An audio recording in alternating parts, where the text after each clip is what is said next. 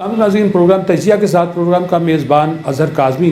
آج پھر ہم اپنے اس نئے پروگرام میں آپ کے لیے دو مہمانوں کے ساتھ حاضر ہوئے ہیں، اور ہمارے اس پروگرام میں آج دو مہمان ہیں۔ ایک کا تعلق سیاسی دنیا سے ہے اور دوسرے جو ہیں وہ کاروباری کمیونٹی سے ہیں۔ تو ناظرین، سب سے پہلے میں چلوں گا ہیڈ لائنز اور پوائنٹس کی جانب کہ ہمیں کس چیز پر بات کرنی ہے، اور اس کے بعد پھر ہم اپنے پروگرام کا آغاز کریں گے۔ آج ہیڈ لائنز میں جو میرے پاس امپورٹنٹ چیز آئی ہے وہ حکومتی اور IMF کے درمیان مذاکرات جو ہیں وہ مزید مشکل کا شکار ہوتے جا رہے ہیں۔ IMF کی جانب سے کہا جا رہا ہے کہ تمام جو ایسی اشیاء ہے ان پر جو ہے وہ سبسڈی ختم کی جائے، اور خاص طور پر گیس بجلی جو ہے اس کو 50% مہنگا کیا جائے۔ ترقیاتی بجٹ جو ہے اس کو بھی وہ کہہ رہے ہیں کہ اس کو کم کیا جائے۔ 727 ارب کے ترقیاتی بجٹ کو 300 ارب تک لانے کی تجویز بھی ان کی جانب سے دی گئی ہے۔ پھر اس کے علاوہ یہ کہتے ہیں کہ غیر ترقیاتی اخراجات جو ہیں وہ آپ کو کم کرنے پڑیں گے، اور ان سے اس چیز کا وہ ہماری پاکستانی جو ٹیم ان کے ساتھ بات کر رہی ہے وہ ان سے وعدہ لے رہے ہیں۔ اور پھر LC کھولنے کے لیے 4 ارب ڈالرز کی فوری فراہمی کی بھی بات کی گئی ہے، اور APC میں جو اس کے علاوہ بہت سی ایسی چیزیں ہیں، جیسا کہ بیوروکریسی کے حوالے سے کہا جا رہا ہے کہ بیوروکریسی کے اثاثہ جات کی تفصیل دی جائے، اور مجھے یہ لگ رہا ہے کہ آنے والے دنوں میں وہ یہ بھی کہیں گے کہ جو پاکستان کے جتنے دکاندار ہیں، جتنے لوگ نوکری پیشہ لوگ ہیں، اور جتنے لوگ جھونپڑیوں میں رہتے ہیں، ان کی بھی جو ہے وہ ہمیں ایک انکم سٹیٹمنٹ دی جائے۔ تو اب وقت کے ساتھ ساتھ IMF ہمیں جو ہے وہ ٹائٹ کرتا جا رہا ہے۔ آپ اس کا ذمہ دار کس کو ٹھہرائیں گے؟ کیا اس تمام کا ذمہ دار جو ہے یہ سیاسی پارٹیاں یا وہ ہماری بیوروکریسی ہے؟ ناظرین، یہ پاکستان کو اب تک جتنے ممالک سے آپ کو قرضہ جات ملتے رہے اور بہت ساری ایڈز آتی رہیں، جیسے کہ ورلڈ بینک ہے، ایشین ڈیولپمنٹ بینک ہے، اور IMF ہے، اور دوسری بہت سارے ممالک ہیں جنہوں نے آپ کو مختلف آفات کے اندر مختلف پروجیکٹس کے لیے آپ کو پیسے دیے۔ کیا ہمیں یہ دیکھنا ہے کہ اس تمام چیزوں کو IMF جو ہے وہ اب سمجھ گیا ہے، اس کے دماغ میں یہ بات آ چکی ہے کہ پاکستانی قوم جو ہے وہ پیسہ ڈیولپمنٹ پر، ملکی ڈیولپمنٹ پر نہیں، بلکہ بیوروکریٹ، سیاستدان اور دیگر جو لوگ ہیں جن کا میں نام نہیں لینا چاہتا، وہ اپنی ڈیولپمنٹ پر اس پیسے کو خرچ کر رہے ہیں۔ غریب جھونپڑی میں تھا، جھونپڑی میں رہے گا، جھونپڑی میں ہی ہے۔ اگر میں بات کروں سیاست کی جانب، تو آپ سیاستدانوں کی طرف دیکھیں کہ اس ملک کے اندر ایک اندھیر نگری چوپٹ راج کا سا رواج جو ہے وہ چل نکلا ہے اور وہ چل رہا ہے۔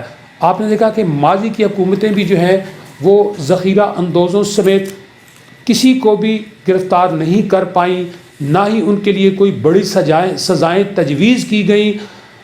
ماضی میں نیب نے بہت سے ایسے بزنس مینوں، بیوروکریٹس، سیاستدانوں کو پکڑا، اور آج تک کسی سے کوئی جو ریکوری جو ہے وہ یہ ضرور کہا گیا ہوگا کہ ہم نے آج اتنے ارب فلاں سے جو ہے وہ ریکور کر لیے، اتنے فلاں سے ریکور کر لیے۔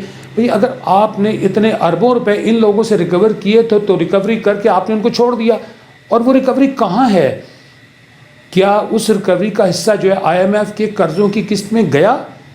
4 سالوں کے اندر عمران خان نے ایک ہیوج رقم جو ہے وہ بڑے جو ہے وہ معاہدہ جات کر کے وہ تمام کا تمام پیسہ جو لیا، تو کسی نے عمران خان یا PTI کی اس وقت گورنمنٹ سے پوچھا کہ وہ اتنا سارا پیسہ جو آیا وہ کس ہیڈ میں گیا، کتنا پیسہ کہاں خرچ کیا گیا، کتنی ڈیولپمنٹ ہوئی؟ کوئی وائٹ پیپر شائع ہوا؟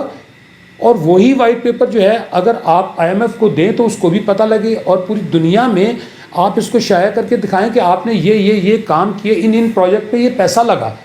لیکن ایسی کوئی بھی چیز جو ہے وہ ہمیں ظاہر نظر نہیں آتی، جس کی وجہ سے آج IMF جو ہے، دیکھیں میں اگر IMF کی بات کروں تو IMF بیٹھنے والے لوگ کون ہیں؟ شوکت ترین اور سمیت اور بہت ساری جتنے نام ہیں، اسد عمر صاحب ہو گئے، ڈاکٹر محبوب الحق بھی تھے مرحوم، اور بہت سارے لوگوں کے نام ہیں جو میرے پاس ہیں، میں نہیں بتانا چاہتا۔ یہ وہ تمام کے تمام لوگ ہیں جو IMF کے لیے کام کر رہے ہوتے ہیں، اور یہ پاکستان میں پھر ان کو جو ہے وہ پلانٹ کیا جاتا ہے مختلف منسٹریوں کے اندر، مختلف جگہوں پر، اور یہ وہ لوگ ہیں جو صرف IMF کی بہتری و ترقی کے لیے کام کر رہے ہوتے ہیں، اس کے پیسے کو سیو کر رہے ہوتے ہیں، پاکستان کی ترقی بہتری کے لیے کوئی کام نہیں کر رہا ہوتا۔ آپ عمران خان کی حکومت کی نالائکی دیکھیں کہ انہوں نے اسٹیٹ بینک آف پاکستان جو ہے وہ بھی IMF کے حوالے کر دیا۔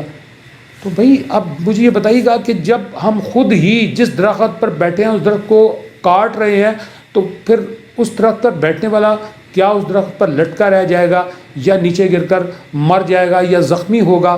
بیسیکلی ان لوگوں کی ذات پہ کوئی اثر نہیں پڑتا، تمام کا تمام اثر جو ہے وہ عوام کے اوپر آ رہا ہے۔ آج اگر کسی قسم کے بھی کوئی نئے ٹیکسز عائد کیے جاتے ہیں تو اس کو کون برداشت کرے گا، کون سفر کرے گا؟ قوم، عوام، بزنس مین، اور بزنس مین کبھی اپنے اوپر لوڈ نہیں ڈالتا۔ ایک بات یاد رکھیے گا، ایٹ لیسٹ جتنا بڑا بوجھ بائر کو برداشت کرنا پڑتا ہے، اتنا بڑا بوجھ میرا خیال ہے کسی کو بھی برداشت نہیں کرنا پڑتا۔ باہر سے چیز خریدی جاتی ہے، وہ لا کر یہاں بیچی جاتی ہے، ایک دکان سے، ایک تھوک کی دکان سے چھوٹی دکان پہ، چھوٹی دکان والا پھر اس کو اپنے ریٹ سے بیچتا۔ پہلے تو یہ ہوتا تھا کہ اگر ایک چیز بڑھ رہی ہے تو وہ 10 روپے کی قیمت سے 11 روپے ہو گئی، 12 روپے ہو گئی۔ تو اگر پیٹرول کی قیمت یکدم سے آپ 20 روپے سے 220 سے 35 روپے بڑھا دیں، 250 پر لے جائیں گے، تو یہ جو چھوٹے موٹے دکاندار ہیں تو یہ تو پھر 2 روپے والی چیز لا کر 20 روپے 40 روپے بیچنے کے اہل ہے۔ ابھی مارکیٹ کے اندر بہت سارے، میں آپ کی نالج کے لیے بتاتا چلوں، بہت سے دکاندار ہیں جنہوں نے بہت سا سامان جو ہے وہ کروڑوں روپے کا سامان اپنے گوداموں میں رکھا ہوتا ہے، اس میں دالیں دی ہیں، اس میں بہت ساری چیزیں موجود ہیں۔ ان کو مثلا دال ایک جو ہے وہ 220 روپے کلو ملتی ہے، ایز سڈن پیٹرول کا ریٹ بڑھ جاتا ہے تو وہی شخص اس دال کو 220 کی بجائے 250 یا 300 میں بآسانی بیچ لیتا ہے۔ اگر آپ اسے سوال کرتے ہیں کہ بھائی آپ پرانے ریٹ پہ چیز آپ کے پاس پڑی، آپ پرانے ریٹ پہ آپ بیچیں، تو وہ پرانے ریٹ پہ آپ کو کبھی بھی نہیں دے گا، وہ کبھی بھی وہ چیز آپ کو نہیں دے گا۔ تو کیوں؟ اس کا کراس چیک نہیں ہے، اس کو پکڑنے والا کوئی نہیں ہے۔ تو پھر یہ بات اب ہم کر رہے تھے ہیڈ لائنز کی، تو میں بات کہیں اور لے گیا۔ تو اب عمران خان صاحب جو ہیں وہ APC میں شرکت کا انہوں نے ایک بیان دیا، انہوں نے کہا میں سوچ رہا ہوں، ٹھیک ہے، اور پھر آگے سے انہوں نے ایک الزام اور لگا دیا کہ میرے قتل کے لیے صوبہ وزیرستان میں لوگوں کو پیسہ دے کر ٹاسک دے دیا گیا ہے اور ثبوت موجود ہیں، چیئرمین PTI۔ تو یہ مجھے بتائیے گا، اسی طرح کے بیانات جو ہیں شیخ رشید صاحب نے دیے تھے، تو اب شیخ رشید صاحب کی انویسٹیگیشن ہو رہی ہے، جو وہ کہہ رہے تھے میرے پاس ثبوت بھی ہیں، میرے پاس نام بھی ہے، تو وہ بتائیں، وہ ثبوت دیں۔ تو میرا خیال ہے کہ یہ وہ تمام چیزیں ہیں جو ہمیں تباہی کی طرف لے جا رہی ہیں۔ ہمارا ڈالر ہے وہ کہاں جا رہا ہے؟ میں نے شاید اپنے کسی پچھلے پروگرام میں کہا تھا کہ پاکستان کا ڈالر جو ہے وہ بڑی تعداد کے اندر جو ہے افغانستان کے اندر سمگل کرنے کی جو ہے وہ ایک کارروائی کی جا رہی ہے۔ ان کو خچروں کے ذریعے ٹرکوں کے اندر جانے والے سامان، دیگر سامان کے اندر ایک ایک بڑی بڑی بوری جو ہے اس کو رکھ کے وہ وہاں پر بھجوایا جا رہا ہے، جس سے افغانستان کی اکانومی جو ہے وہ بوسٹ کر رہی ہے اور پاکستان کی اکانومی جو ہے وہ تباہی کی طرف جا رہی ہے۔ تو اب ایک یہ وہ تمام چیزیں ہیں جس سے ہمارا ملک جو ہے وہ وقت کے ساتھ ساتھ نیچے کی طرف جا رہا ہے۔ اب میں نگران حکومت کی اگر بات کروں تو نگران حکومت میں جو ہے وہ کچھ اللہ والے اچھے لوگ آ گئے ہیں۔ آپ لوگوں کو شاید وہ آپ ان کو پسند کرتے نہ ہوں یا نہ ہوں، لیکن میں تو ان کی پرسنالٹی، وزیر اعلیٰ پنجاب کی پرسنالٹی سمیت ان کی جو امپلیمنٹیشن کچھ چیزوں کی کر رہے ہیں وہ مجھے وہ بڑی پسند ہے۔ ابھی انہوں نے پچھلے دنوں کل ایک بڑا ایک آرڈر جاری کیا جس میں انہوں نے کہا کہ ٹریفک نظام جو ہے ان کو اس کو بہتر چلانے کا ڈیلی چالان کوٹا سسٹم جو ہے وہ ختم کر دیا انہوں نے۔ یعنی آپ دیکھیں کہ اپنی سڑکوں کو تو آپ نے صحیح کرنا نہیں ہے، سڑکوں کے بڑے بڑے شگاف پڑے ہوئے ہیں، رات کے اندھیرے میں بے تحاشا ایکسیڈنٹ ہو جاتے ہیں، لوگ مر جاتے ہیں، اس طرف نہ کسی ادارے کی کوئی توجہ نہیں ہے۔ آپ دیکھیں گے کہ چوک پر آج کل 6-8 وارڈنز کھڑے ہو جاتے ہیں اور وہ وارڈنز آپ کو روک لیتے ہیں، انہوں نے ایک لائن لگائی ہوتی ہے، دھڑا دھڑ وہ چالان، ای چالان، آن چالان بھرے جا رہے ہیں اور غریب آدمی ڈوبتا چلا جا رہا ہے۔ یہ مہربانی جناب محترم چودھری پرویز لائی صاحب کر گئے ہیں اپنی حکومت کو، اپنے ووٹوں کو بڑھانے کے لیے، اپنی اسٹیبلٹی بڑھانے کے لیے انہوں نے وارڈنز میں، پولیس میں، پنجاب اسمبلی کے اندر ہزاروں لوگوں کو بھرتی کر دیا۔ انہوں نے یہ نہیں دیکھا کہ پنجاب کا بجٹ جو ہے اس سے ایکسیڈ ہوگا، آلریڈی پنجاب کے اندر جو ہے بہت ساری پرابلمز ہیں۔ تو یہ وہ تمام چیزیں ہیں کہ جس میں جن کے لیے کسی نے کوئی سوچا ہی نہیں. تو اب دعا یہ کریں کہ نگران گورنمنٹ والے جو ہیں وہ خدا کرے کہ پرائس کنٹرولنگ کمیٹی کی جانب جو ہے وہ تیزی سے بڑھیں اور ذخیرہ اندوزوں کو پکڑنا شروع کرے اور ان کو پکڑ کے ان کے خلاف سخت کارروائی کی جائے. تو یہ 220 روپے بکنے والا پیاز یقیناً یہ واپس 50 30 40 پہ آ جائے گا. اس کے ساتھ ہی دو بڑی افسوسناک خبریں ہیں. ایک تو سابق صدر پرویز مشرف صاحب جو ہے وہ انتقال کر گئے. تو ان کو کل جو ہے وہ جسد خاکی ان کا پاکستان آ گیا تھا, ان کو مدفون کر دیا گیا.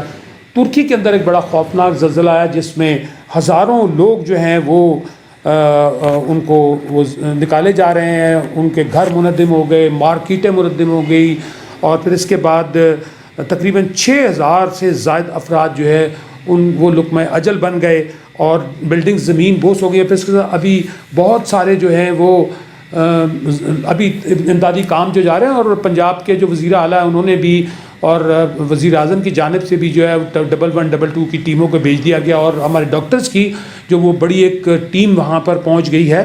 تو اسی طرح ملک بھر کے اندر اب جو ہے پیٹرول کا آپ دیکھ لیں, مختلف جگہ پیٹرول پمپس جو ہیں وہ آپ کو وہاں پہ پیٹرول نہیں ہے, جس کی وجہ سے پرابلمس جو ہیں وہ کریٹ ہو رہی ہیں. اور ایک اور نئی خبر ہے کہ 100 سے زیادہ فارماسیوٹیکل کمپنیز جو ہیں وہ بند ہونے کا امکان نظر آ رہا ہے. یہ پی پی ایم میں ان کی رپورٹ ہے, انہوں نے گورنمنٹ کو رپورٹ کر دیا ہے. انہوں نے کہا کہ 7 دنوں کا خام مال ان کے پاس موجود ہے, اور اس کے بعد پھر جان بچانے والی ادویات سمیت دیگر ادویات وہ تیار نہیں کر پائیں گی, جس سے ہزاروں لوگ جو ہیں وہ موت کے منہ میں چلے جائیں گے. تو اب سوال یہ ہے کہ گورنمنٹ کو چاہیے کہ فوری طور پر اس طرح توجہ دے, اور خدا کے لیے ان کنٹینرز کو جو ہے وہ آپ ریلیز کر دیں. ابھی میرے مہمان بھی ان کنٹینرز کے حوالے سے, سویابین کے حوالے سے کہہ رہے تھے, بتا رہے تھے. تو ناظرین اس کے ساتھ ہی ہم چلتے ہیں ایک شارٹ بریک کی جانب. پروگرام دیکھتے رہیے گا تجزیہ.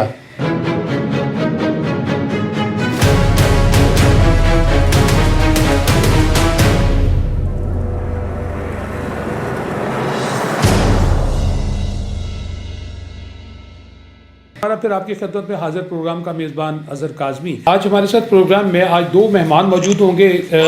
ایک ہیں مناظر راجہ صاحب, جن کا تعلق پنجاب اسمبلی کے ممبر ہیں اور سابقہ ڈپٹی اسپیکر بھی رہے ہیں پنجاب اسمبلی کے.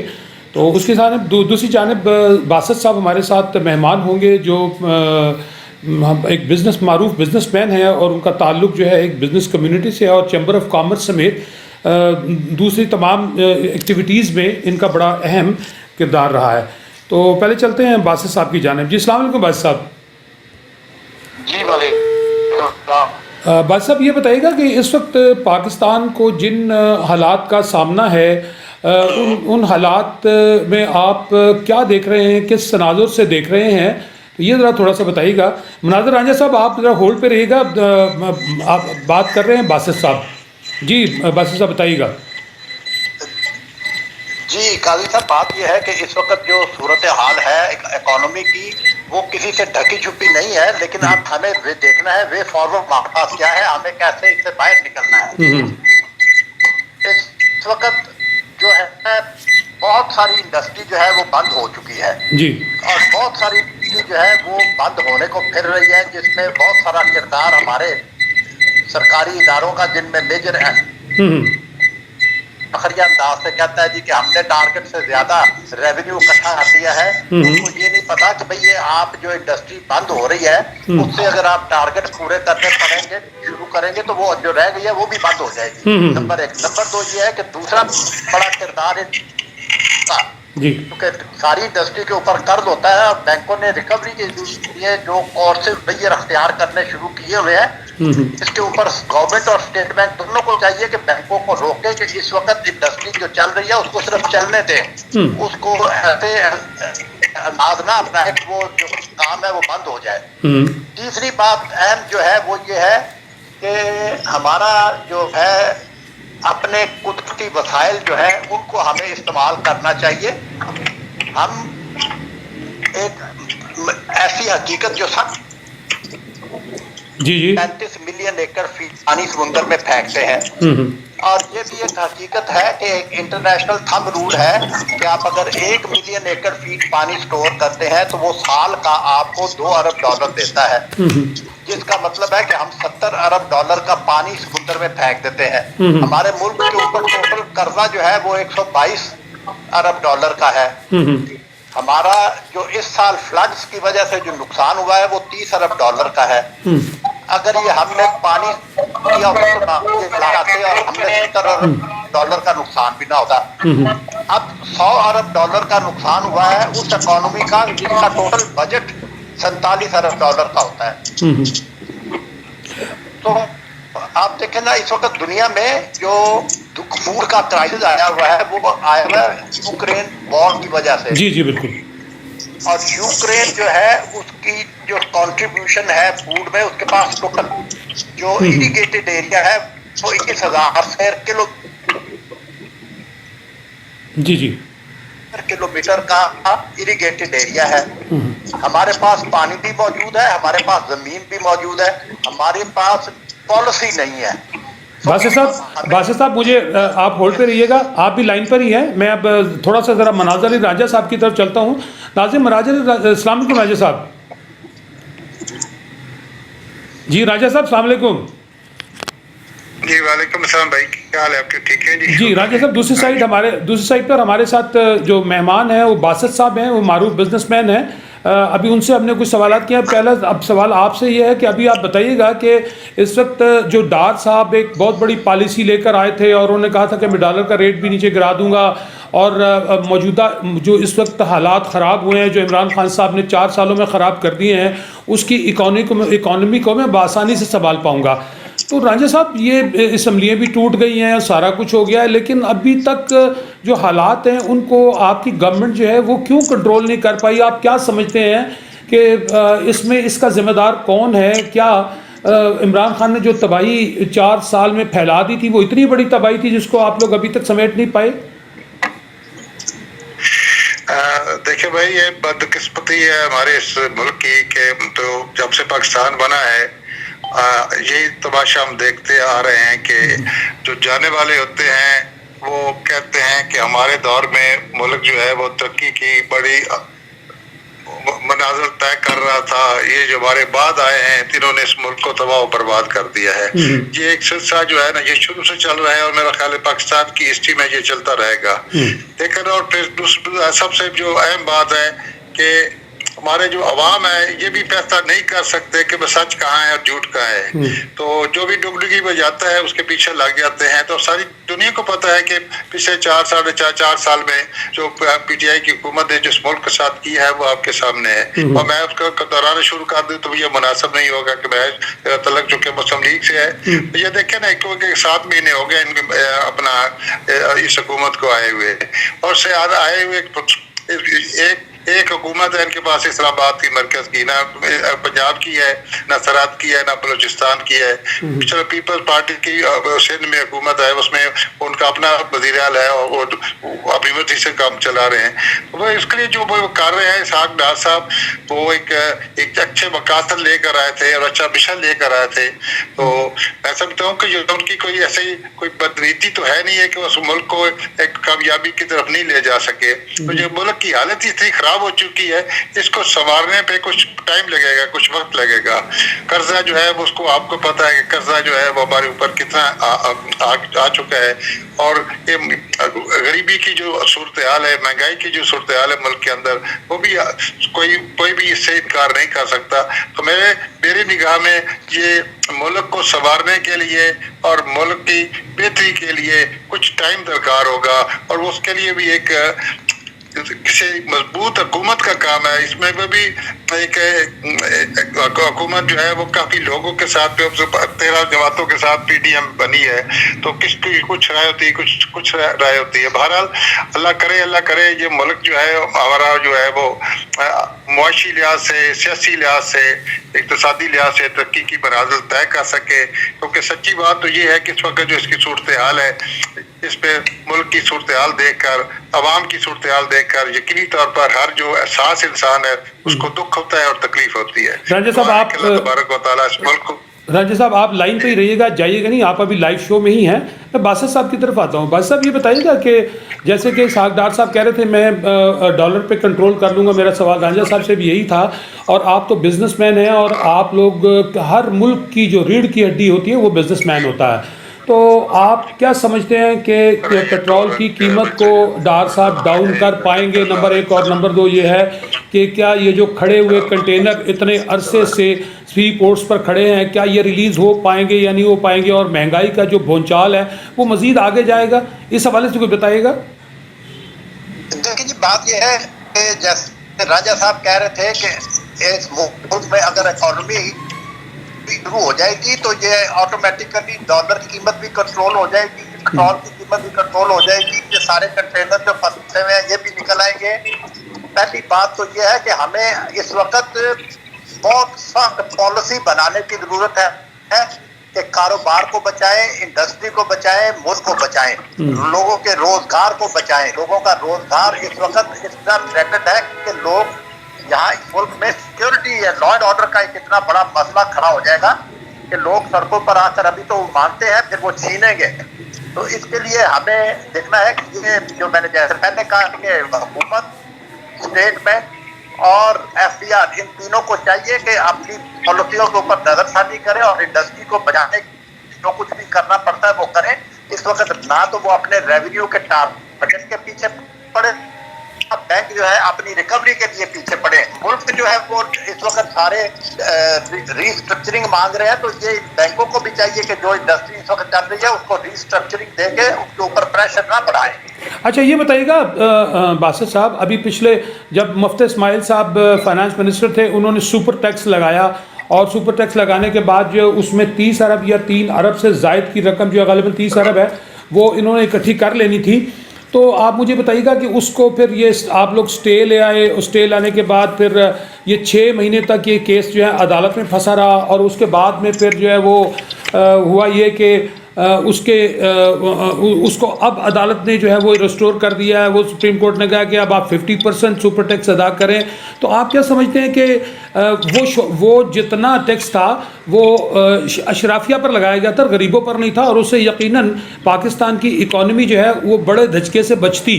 تو اب 6 مہینے گزارنے کے بعد جو ہے وہ دوبارہ سے اس کو لگا دیا گیا. تو آپ کیا سمجھتے ہیں کہ یہ مفتی صاحب کا اچھا اقدام تھا, اور کیا ٹیکسز جو ہیں وہ غریب عوام پر مزید لگنے چاہیے؟ عوام تو ویسے ہی مر رہی ہے, تو آپ گورنمنٹ جو ہے مزید ٹیکسز لگا کے IMF کے کہنے کے عوام کو جو ہے وہ کہاں پہنچائے گی؟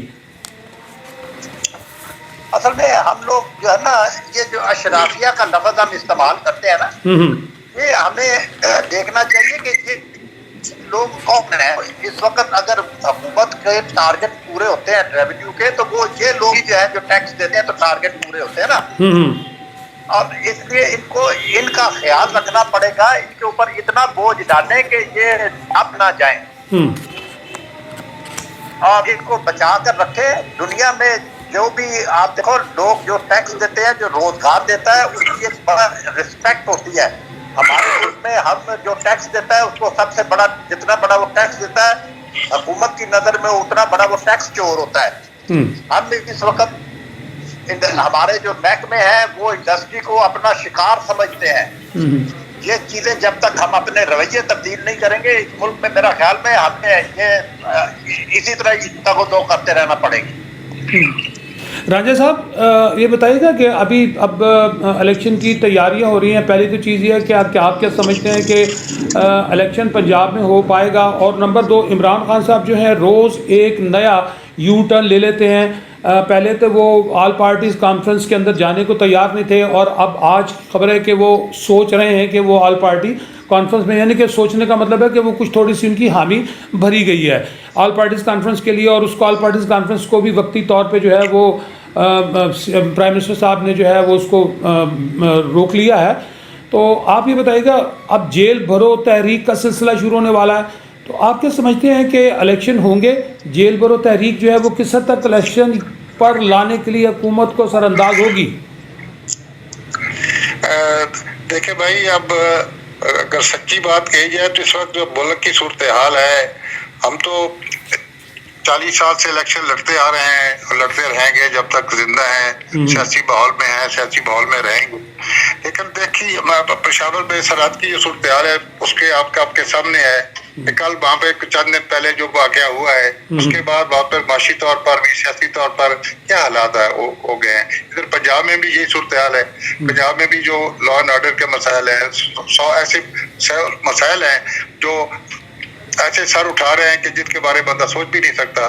चलो इलेक्शन तो होने चाहिए, ये तो कानूनी और कानूनी मसला है, इसमें होना चाहिए, लेकिन इलेक्शन के लिए पहले माहौल तो पैदा करना चाहिए कि जिसके अंदर हम लोग इलेक्शन में जा सकें और इंडिपेंडेंटली अपने वोटर के पास जा सकते हैं, जलसे कर सकें, अपने जुलूस निकाल सकें, इन्वेस्टिंग कर सकें।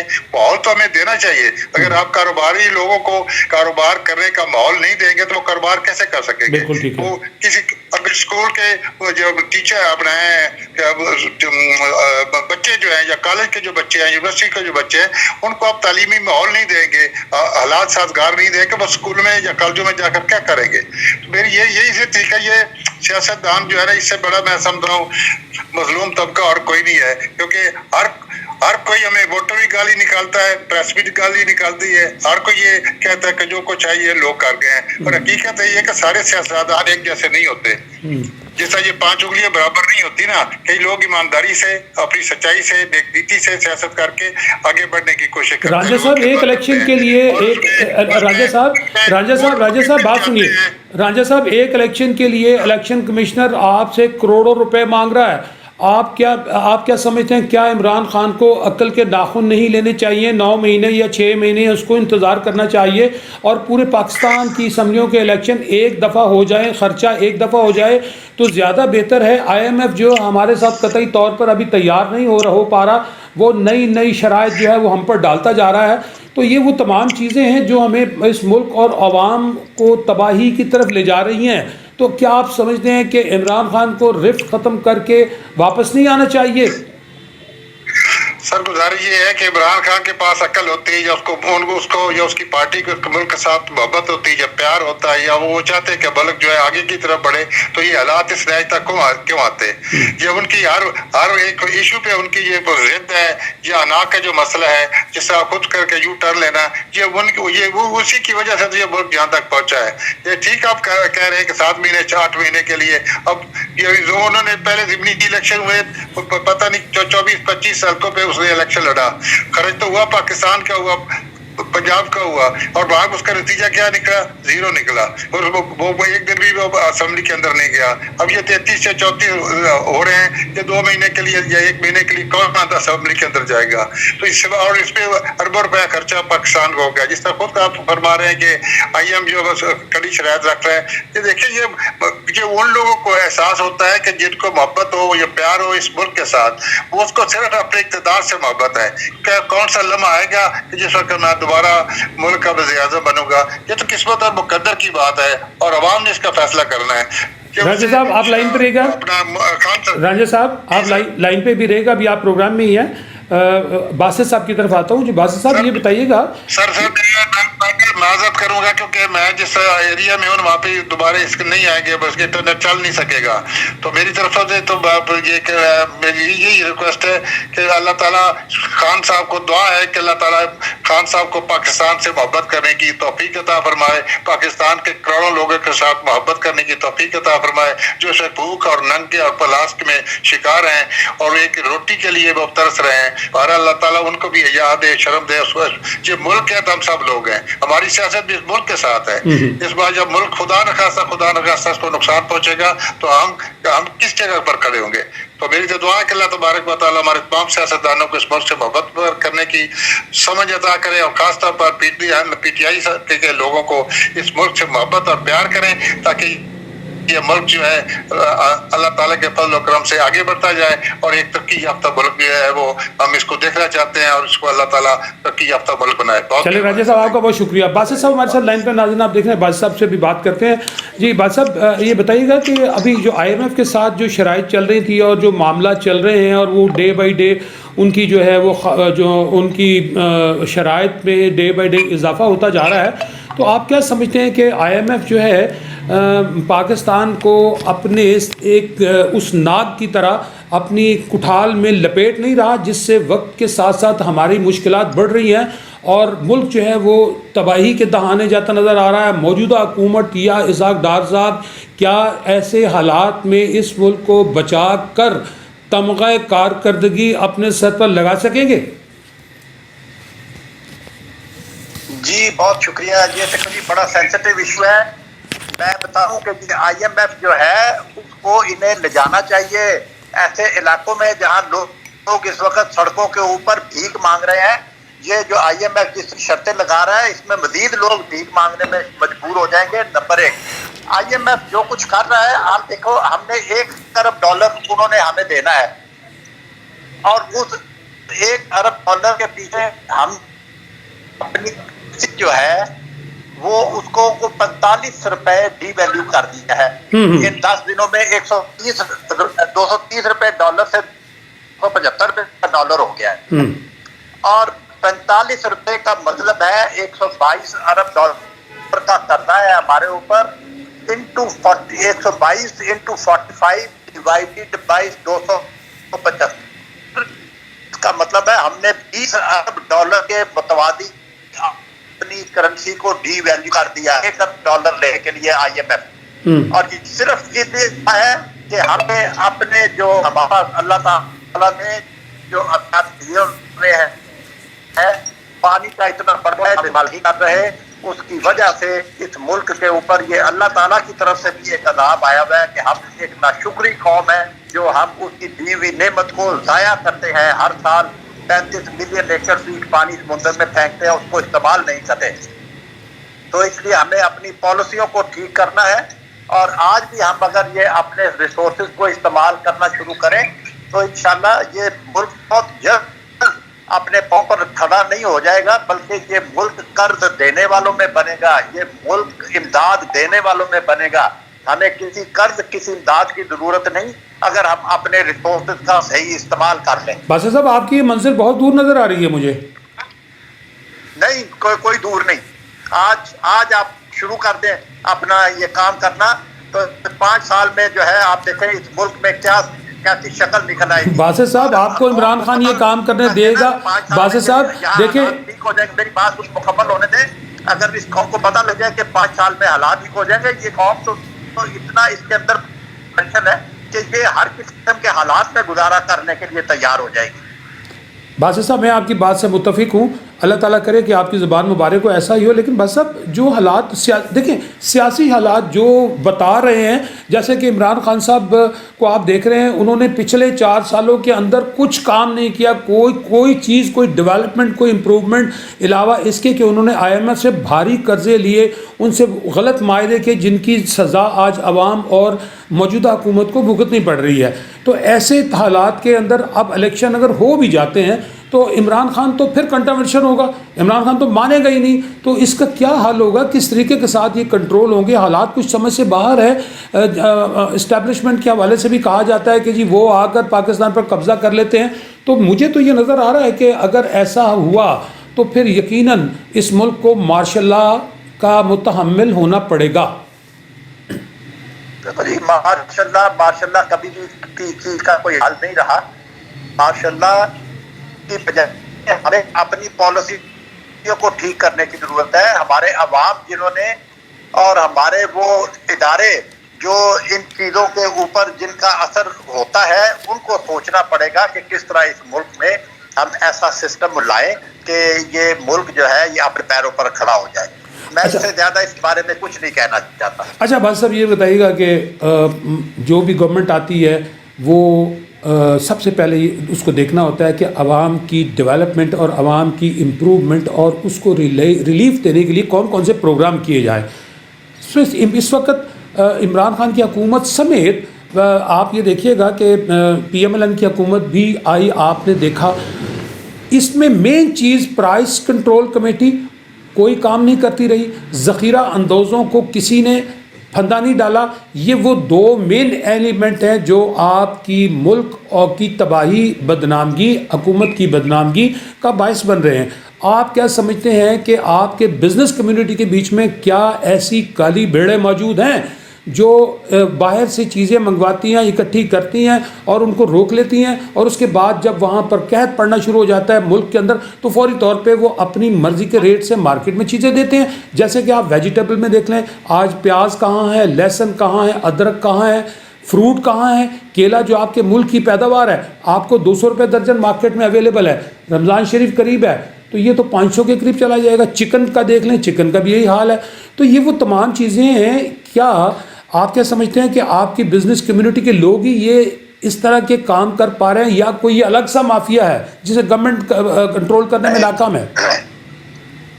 دیکھو جی، بات یہ ہے کہ ہر چیز کے بارے میں قانون موجود ہے، یہ کمزوری صرف قانون کے اوپر عمل درآمد نہ کروانے کی ہے۔ کئی بات یہاں اس ملک میں آپ دیکھیں کہ اگر ہم صرف ایک کام کریں کہ پاکستان کی بنی ہوئی اشیاء کو ہم استعمال کرنا شروع کریں، امپورٹڈ چیزوں کو ہم نہ استعمال کریں، تو یہ ملک جو ہے یہ بہت جلد اپنے پیروں پر کھڑا ہو جائے گا۔ یہاں لوگوں کو روزگار ملے گا، یہاں کی ایکسپورٹ بڑھے گی، امپورٹ کم ہوگی، ہماری کرنسی مضبوط ہوگی، لوگ جو ہے وہ اپنی پاکستان کی بنی ہوئی چیزوں کی کوالٹی جو ہے وہ ٹھیک ہو جائے گی۔ صرف ایک کام کرنے کی ضرورت ہے کہ ہمیں نہ چیزیں پروڈیوس کرنے کے لیے جو ہماری ان پٹ کاسٹ ہے، بجلی کی قیمت، گیس کی قیمت، باقی ساری چیزیں جو ان پٹس ہیں ان کی قیمتوں کو کنٹرول کریں، را مٹیریل کی قیمتوں کو کنٹرول کریں، تاکہ یہ باقی ساری چیز کی قیمتیں آٹومیٹیکلی جو ہے وہ کنٹرول ہو جائیں گی، تاکہ یہاں پر چیزیں پروڈیوس ہونی جو ہے ان کو لوگ انکریج ہوں اور ان کو استعمال کرنا لوگوں کو۔ ہمیں یہ میرا سلوگن کچھ 10 سال سے میں چلا رہا ہوں کہ بی پاکستانی بائی پاکستانی۔ دنیا میں جہاں بھی پاکستانی ہے وہ پاکستان کی بنی ہوئی چیزیں ڈھونڈ کر ڈیمانڈ کریں تاکہ وہاں ان کی ڈیمانڈ بڑھے، یہاں سے ایکسپورٹ بڑھے۔ اچھا باسط صاحب، آپ کا تعلق تو یہ چکن انڈسٹری کے ساتھ ہے، تو آپ یہ بتائیے گا، میرے خیال میں آپ پولٹری فیڈ میں بھی ہیں اور آپ کا بڑا بزنس ہے، آپ یہ کیا دیکھ رہے ہیں، یہ کس وجہ سے چکن کی قیمت زیادہ بڑھ رہی ہے؟ کیا آپ کو را مٹیریل نہیں مل رہا؟ ظاہر ہے آپ کو بجلی کی کاسٹ بھی پڑتی ہے اور بہت ساری چیزیں ہیں، تو یہ چکن ڈے بائی ڈے یہ اوپر کی طرف چاہ رہا ہے، تو تھوڑا سا ذرا اس کے اوپر بھی روشنی ڈالیے گا تاکہ میرے ناظرین کو پتہ لگے کہ مین اس کے اندر۔ یہ آپ کو پتہ ہے کہ بھئی پولٹری فیڈ جو ہے یہ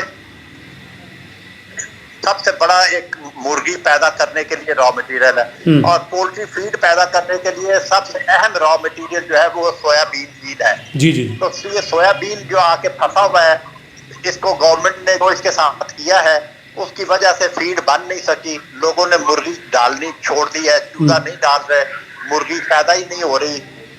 اس ملک میں جہاں 41% بچوں کی سٹنٹڈ گروتھ ہے، انڈر نورشڈ ہے، اب آپ سوچیں کہ اس وقت مرغی کی قیمت تو ایک سیکنڈری چیز ہے، مرغی انڈا اویلیبل ہی نہیں ہوگا، کیونکہ جتنا بڑا نقصان انہوں نے کر دیا ہے یہ سویا بین کے شپ روک کے، اس کے ساتھ اس ملک میں جو سٹنٹڈ بچوں کی جو تعداد ہے وہ شاید 65% سے بھی بڑھ جائے، تو کون سی قوم ہم لے کر آئیں گے اور کیا آگے اس ملک کا بنے گا؟ سر یہ سویا بین کے کتنے کنٹینرز ہیں؟ سویا بین کے ٹوٹل کتنے کنٹینرز ابھی تک رکے؟ کوئی میرا 9 شپ لوڈ تھے جو انہوں نے روکے ہوئے تھے، ابھی رکے ہوئے یا واپس ہو گئے؟ اب مطلب کوئی ایسے کر کے چھوڑ رہے ہیں جس کا کوئی فائدہ نہیں انڈسٹری کو، اور جو ہے نا وہ اس کے اوپر ان کو جو ہے نا یہ جتنا بھی سامان ہے، بلکہ یہ جس طریقے سے انہوں نے کیا ہے اس بات تو لوگوں نے منگوانا ہی چھوڑ دیا، نہیں کھل رہی۔ تو آپ سوچیں نا کہ نہ آگے سویا میل ہوگی، نہ فیڈ بنے گی، نہ مرغی پیدا ہوگی، نہ انڈا پیدا ہوگا، نہ دودھ پیدا ہوگا۔ تو آپ کیا سمجھتے ہیں کہ پھر اس کا مطلب ہے کہ مستقبل قریب میں ہمیں جو ہے وہ انڈے، مرغی اور گوشت کا ایک بہت بڑا جو ہے وہ بحران نظر آ رہا ہے؟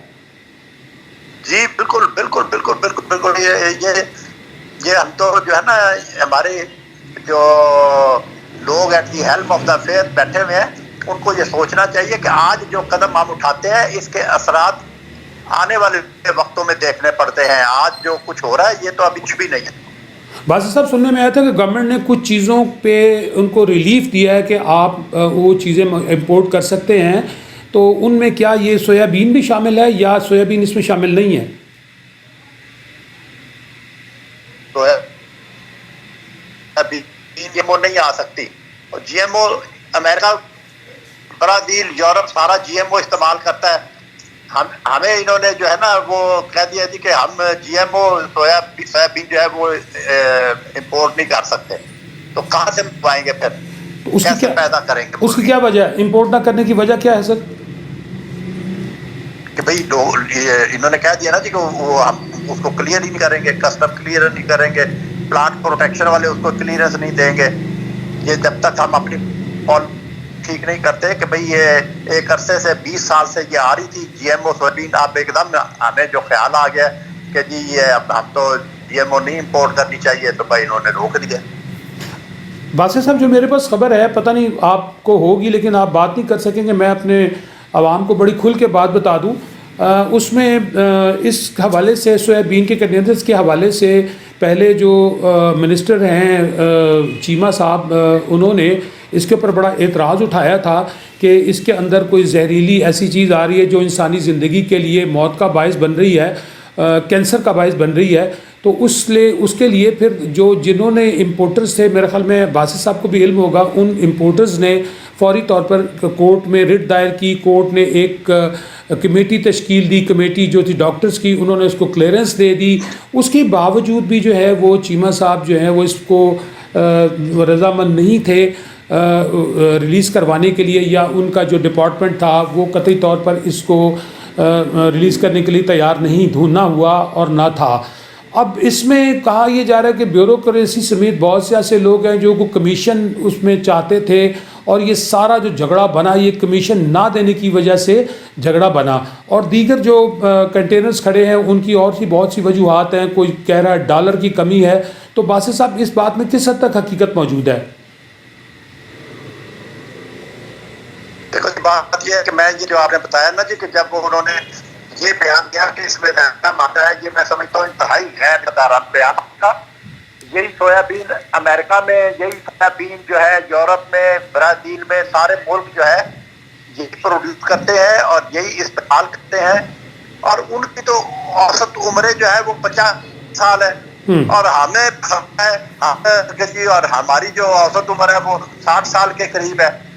भाई हमें बजाय इसके कि भाई ऐसी चीज़ों को और ज़्यादा इस्तेमाल के ऊपर लोगों को कायल करना चाहिए, ये इस किस्म की नफरत पैदा करके, जैसे मैंने पहले कहा कि 41% हमारे यहाँ स्टंटेड ग्रोथ है बच्चों की, और इस वक्त उनके लिए अंडा और मुर्गी और दूध ही एक ऐसा प्रोटीन का दिया थे जिसे इस्तेमाल कर सकते थे। उससे इन्होंने ऐसी नफरत पैदा की स्टंटेड ग्रोथ वाली जो हमारी ये हो सकता है 65% से भी बढ़ जाए। यही एक खौफनाक मंजर सामने होगा आने वाले नस्लों का कि जिसमें ना बच्चों की सेहत होगी। आप देखो पूरी दुनिया में अगर आप खेलों की बात करें तो हमारे स्वाय शर्मिंदगी हमें कुछ भी नहीं मिलता। उसकी बेस कि ना हम तालीम में आगे हैं ना हम खेलों में आगे हैं, कि हमारा जिस्म सेहतमंद होगा तो दिमाग भी सेहतमंद होगा ना। ठीक है तुम्हारे बासित साहब, आपका बहुत शुक्रिया, बहुत शुक्रिया। नाज़रीन, आपने देखा कि बासित साहब हमारे इस प्रोग्राम में दूसरे मेहमान थे। पहले मेहमान हमारे रांझा साहब थे। तो नाज़रीन, आप अब मेरे प्रोग्राम का टाइम ख़त्म हो रहा है। इंशाअल्लाह ताला दूसरे किसी प्रोग्राम में आपकी खिदमत में दूसरे नए मेहमानों के साथ हाज़िर होंगे। नाज़रीन, आप मेहरबानी फरमाइएगा जब हमारा प्रोग्राम देखें तो ज़रूर इसको लाइक करें। आपका बहुत शुक्रिया। खुदा।